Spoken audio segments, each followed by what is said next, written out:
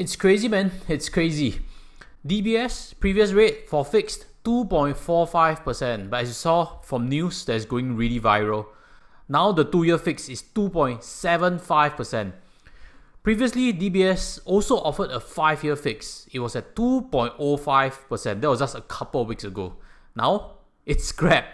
It's like DBS don't even know what's the right rate to put. They just scrapped the whole program. Not even offering one that can lock you up for 5 years and give you a rate that you can sleep on. So they scrapped the whole package. You know, previously for the 5-year fix, it was at 1.65%. I got this for a friend. And she actually bought this after it's appreciated a bit already. So there were some that actually locked in 1.5%. So if you've done so, great job. You can skip this whole turmoil. But if you are concerned about mortgage rates, then maybe later I'll have some information and updates to show you. So stay tuned for it. You look at my statement. I actually have it with RHB. I'm on a 1-month SIBOR floating. You see that the jump has been $200, correct? My loan, take note, is about 800,000 plus. And I'm on a floating rate, which means whenever they raise this 1-month SIBOR, it will increase. And 1 month means every month it will revise that price.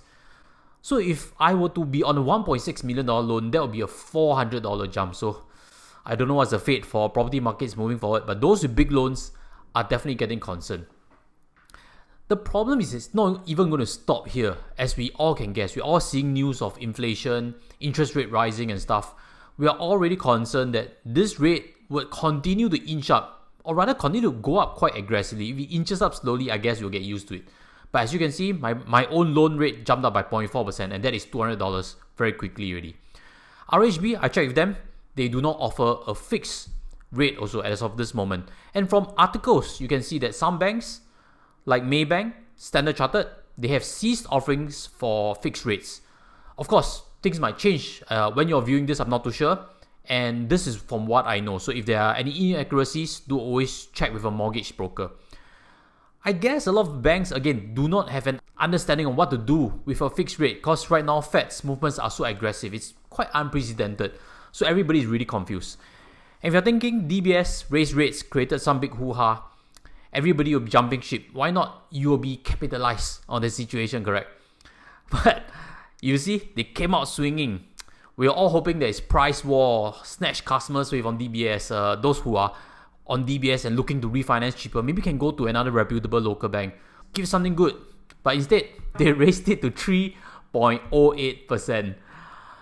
Now, what does this tell you? Or does this tell me? I can't speak on behalf of you. In any case, everything I presented here is my opinion only. I believe that UOB is not too keen to compete for this fixed rate business. I mean, that is the simple marketing message, correct? If you're existing customer of UOB, you need to reprice it. This is our offer, 3.08. But if you're DBS, stick with DBS. We don't have room to bring you on board. We're not looking to price compete again. And all they want, it seems, again, from my interpretation, if you look, the floating rate, they are more competitive than DBS. So they don't take the risk of fixed rates. They are more than happy to compete with the floating ones, whereby all the risk is on you and me, the consumer. So this segment, let's touch on things that are possibly constructive. And in any case, if you have new information, do share in the comment sections what you are hearing, what you're seeing, latest numbers. Because again, packages change very quickly. From my understanding, firstly, if you just bought a new project, condo, that is developing, from my understanding, there are no fixed rates. Everybody is floating when it's build-up process. Once it's fully built, then that's where you take on a full loan, correct? And that's where you can be offered fixed rates. But now fixed rates, they are skyrocketing. If we look in terms of several packages, you realize that DBS right now for 2 years is fixed at 2.75%. 3 years, 2.75% also. Later I'll touch on which one might make a bit more sense, to me at least. DBS also has FHR6, that's pretty common. Right now, this FHR6 has actually jumped up by 50 basis points thereabouts, right now at 0.75%. DBS also has a floating 3-month SORA. If I'm not wrong, DBS don't have 1-month SORA. If it is 3-month SORA, you realize that it is cheaper than a fixed rate, correct? Now, this concept, when you do a fixed rate package, you pay more. At every point, the fixed rate package is going to be higher. What you're betting is the increment is more than what you fix it. If not, you look silly, correct? So, fixed rates are actually an insurance concept. You get it. If you're okay to take on risk, if you have enough surplus to pay off the loan, then you are actually quite okay to float it. But as you can see, the maximum SORA previously was 3.349%. Will we go up to that rates again?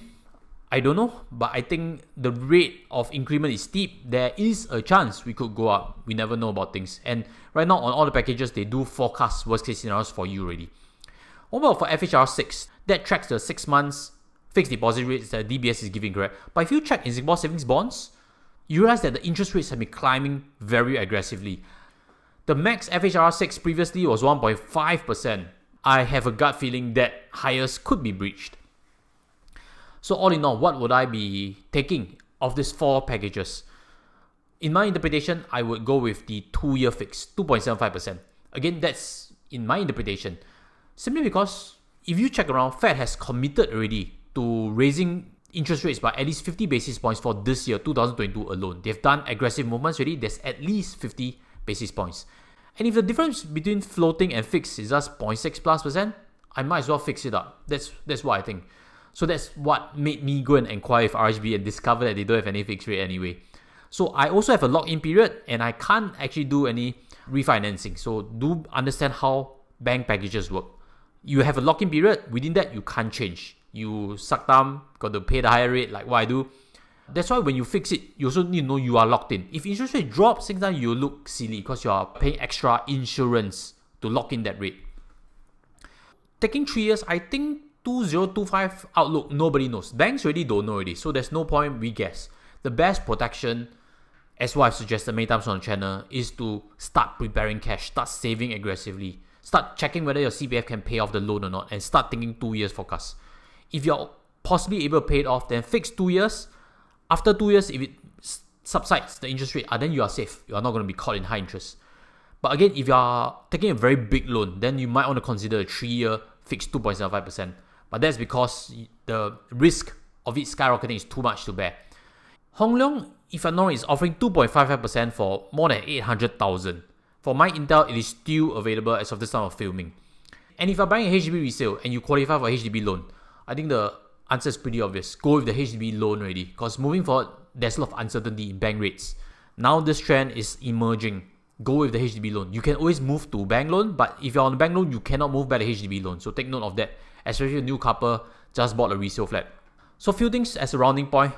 First thing, fixed rate mortgages are not fixed forever. Do take note, after 2nd year, if you lock in or 3rd year lock in, it will start to float. Prepare for a future whereby interest rates are significantly higher. We just don't know how you look like, how permanent that high interest is.